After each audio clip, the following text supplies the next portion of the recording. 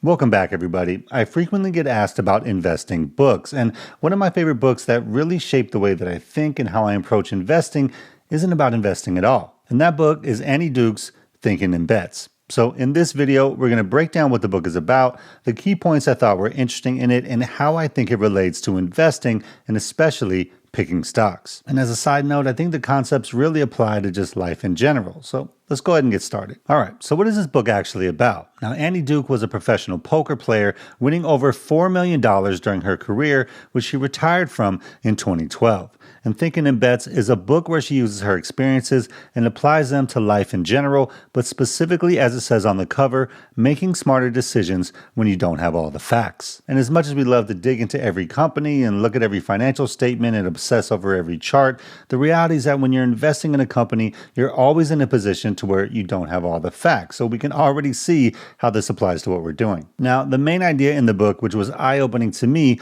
was the idea that life is much more like poker than it is like chess. And at first glance, you might be like, well, what does that even mean? Well, chess is primarily a game of skill. The most skilled players will almost always win unless they make a mistake.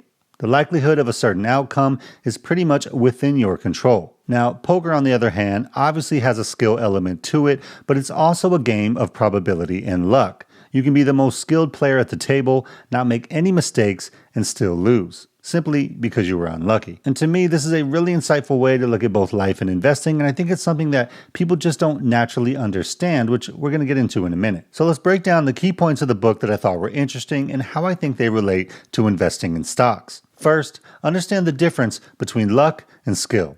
Now, it may seem obvious, but sometimes we confuse these concepts. Like, a beginner can win a bunch of games in a row, which we call beginner's luck, by the way. But that doesn't mean that they're actually skilled at whatever they're playing. Or the best poker player in the world can lose a hand because they were simply unlucky in terms of the cards that they got compared to the cards that someone else got. And we see this phenomenon in investing all the time. Somebody who makes $1 million buying GameStop, well, many investors would probably consider that luck. Or was it skill because they saw the sentiment of the crowd, jumped in at the right time, and then got out at the right time? Or how about someone who started investing in the S&P 500 in 2008? They've absolutely crushed it since. So it must have been skill, right? Because they read that John Bogle book. Or are they just lucky that they happened to start investing at the beginning of a 15-year run of extremely low rates by the Fed, resulting in cheap liquidity and also coinciding with some of the biggest tech companies in the world rising to power, driving the market to new heights? So which one is it? Well, the reality is that it's impossible to know, which kind of leads me into the next key point, and that's avoid outcome bias. Now, just like there's a difference between luck and skill, there's also a difference between decisions and outcomes. And what that means is that you can have a good decision that has a bad outcome or a bad decision that has a good outcome. But the key is learning not to judge your decisions solely on the results. And this is tough, right? Because if we go back to the previous examples, if you were one of those people that started investing in the S&P 500 around 2008, and look, I was one of those people too. I mean, you've done really well for yourself and you're kind of like, wow, I'm a genius. Look how well I did. But the results of the outcome are always a mix of luck and skill. So just because a decision didn't turn out well, it doesn't mean that it was a bad decision. And sometimes things happen outside of your control or different from what you expected. And vice versa. Just because something actually worked out well, it doesn't mean that you're a genius or super skilled or even made a good decision. And there are countless examples of both of these even on my own channel, because I personally would consider my decisions to sell Caterpillar and Starbucks as good decisions. And looking at the chart in hindsight, you may be like, why? Well, because they were logical. Caterpillar is a cyclical company and their business results had started the trend of turning down. So I took my win and I moved on. But it just happened to perform really well since. Now, Starbucks, on the other hand, was one where I sold because I had zero confidence in the CEO and his plan going forward, and I didn't want my money in there anymore.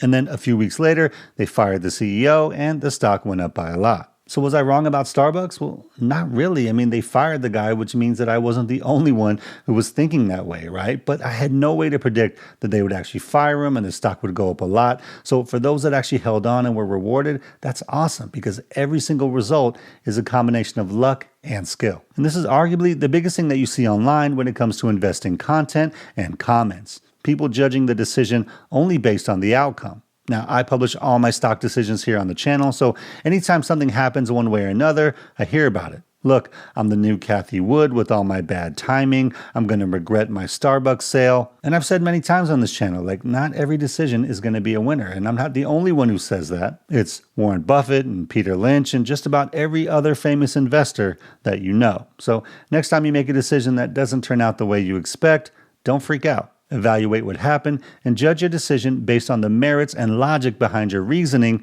and not simply the outcome alone. All right, so third, embrace probabilistic thinking. And this one is really just about accepting that not everything is going to be within your control. When you're starting out analyzing stocks, you think, if I really dig into this financial statement or I do more research than everyone else, then I'll be able to come up with a formula that will never fail. But it simply doesn't work like that. Now, yes, having skill in analyzing stocks or pretty much anything you do in life will help increase the chances of you being successful, but it doesn't guarantee it. And I think this is where a lot of the investor resentment comes from when they see other people who they kind of deem as being lucky and they feel the need to put them down. They say things like, oh, you're a trader and not an investor. Like being labeled an investor is some purity test of making money with skill and not luck. Or they say things like, oh, they're going to get wrecked when the bubble pops, or people who judge GameStop investors as gamblers, or people who got rich from Bitcoin being simply lucky, because they didn't use the analytical methods that show everybody how smart we are. And you know what? On some level, you may be right if you're judging what has the higher likelihood of success over a longer time period. But at the end of the day, luck plays a role in everything we do. And we need to embrace the fact that no matter how much you look at an income statement or a chart, you're still going to have failures for things outside of your control. But the good news is you're also going to have wins for things outside of your control as well, as long as you keep swinging. Now, next up, learning from feedback. Now, all that being said, obviously improving our skills, improving our knowledge helps to push the probabilities of success in our direction. So it's not like we should all just give up and say, oh, it's all luck, there's nothing we can do. Clearly, if you have a process for analysis and it allows you to identify companies that are higher quality than maybe other companies from someone who's just guessing, then yeah, the chances are in your favor that you'll do better. It's just not guaranteed. So learning from feedback is about constantly evaluating and analyzing your decisions and outcomes both, to try to improve your decision-making process over time. And this is something you see me do a lot on this channel because I talk about my losses just as much as I talk about my wins, because there's something to be learned in both. Was it logical based on the information I had? If so, then that's a good decision regardless of what the outcome was. And Starbucks to me was a great example of that. Or there's others where maybe my decision wasn't that great, but it ended up working out anyway, because I had a few buys that were right before an earnings call like Apple and MSCI. The more logical decision for both would have been to wait and be a little bit more patient, and if I had, I would have gotten much better entries on both companies. But both stocks have done okay since, and I've made money on both, so it was an okay outcome, but still not a great decision. But the point is, we should still work to understand how we can become better decision makers based on the information we have on hand, so that we know if there's an issue with our actual decision-making process or if it was just an outcome that we didn't expect. And one way to do that is simply look back at why you made your decision in the first place and consider if you'd make it again with the same information and not just based on the outcome that happened. Okay, then lastly, long-term expected value. Now, this is an obvious thing that's going to make sense to long-term investors because we talk about it all the time. It's the idea that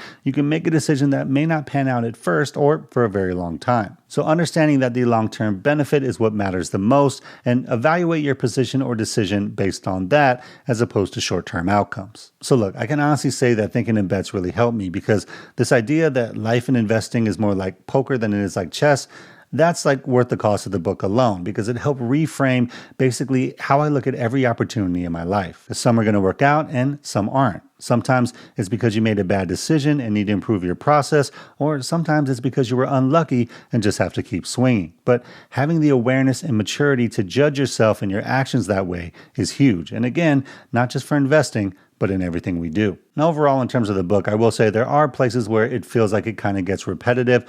But if you're thinking about investing in individual stocks, or you do invest in individual stocks, to me, this is required reading, because it helps give you the mentality and mindset that you need to be successful picking stocks. No, it's not going to give you some formula for finding the best undervalued company, but it will help shape your mentality so that you can be successful in a game that is very much about both skill and luck. Now, if you're interested in this book, I'll put a link down in the description to it, and also a link to my list of investing books that I like the most and kind of reasons why. Now, if you guys have actually read Thinking in Bets, I would love to hear what you thought about it down in the comments. And if you're looking for more tools to help you pick better stocks in less time, I talk about 3 of them in this video right here. Hope you guys have a great day out there. Financial independence is true freedom, so keep building and stacking wins. And I'll see you on the next one. Peace.